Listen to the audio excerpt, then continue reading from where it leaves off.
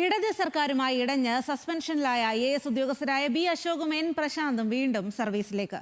ഇരുവരുടെയും സസ്പെൻഷൻ പിൻവലിച്ചുകൊണ്ടുള്ള ഉത്തരവിൽ മുഖ്യമന്ത്രി VD സതീശൻ ഒപ്പുവെച്ചു.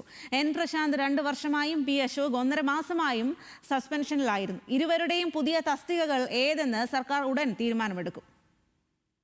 LDF സർക്കാരിനെ പരിധികൾക്കപ്പുറം രാഷ്ട്രീയ നിലപാട് സ്വീകരിച്ച് വിമർശിച്ച 2 IAS ഉദ്യോഗസ്ഥരെ തിരിച്ചെടുക്കാൻ UDF സർക്കാർ ഒരർത്ഥത്തിൽ രാഷ്ട്രീയ തീരുമാനം തന്നെ എടുക്കുകയായിരുന്നു. മുൻ മുഖ്യമന്ത്രി പിണറായി വിജയനെ നിശിതമായി വിമർശിച്ച് നിരവധി മാധ്യമങ്ങൾക്ക് അഭിമുഖം നൽകിയതിനായിരുന്നു ബി അശോകിനെതിരായ നടപടി.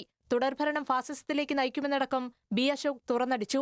സർവീസ് ചട്ടങ്ങൾ ലംഘിച്ചു മാധ്യമങ്ങളോട് സംസാരിച്ചു. സർക്കാരിന്റെ പ്രതിച്ഛായ മോശമാക്കി തുടങ്ങിയതായിരുന്നു അശോകിനെതിരായ ഇടത് സർക്കാരിന്റെ കുറ്റാരോപണം. നിയമസഭാ തെരഞ്ഞെടുപ്പ് ഫലം പുറത്തുവരുന്നതിന് തൊട്ടുമുൻപായിരുന്നു നടപടി. ഉത്തരവ് മേശപ്പുറത്ത് കിടക്കും. കാവൽ സർക്കാരിന്റെ നടപടിക്ക് നിയമസാധുത ഇല്ലെന്നായിരുന്നു അന്ന് അശോകിന്റെ പ്രതികരണം. എൻ പ്രശാന്തും ഇടത് സർക്കാരിന്റെ കണ്ണിലെ കരടായിരുന്നു. ചീഫ് സെക്രട്ടറി ഡോക്ടർ A ജയതിലകനെ സാമൂഹ്യ മാധ്യമത്തിലൂടെ വിമർശിച്ചതിന്റെ പേരിലാണ് സർക്കാരുമായി നിരന്തരം ഉടക്കിലായിരുന്ന പ്രശാന്ത് 2024 നവംബർ 11 ആദ്യം സസ്പെൻഷൻ നേരിട്ടത്.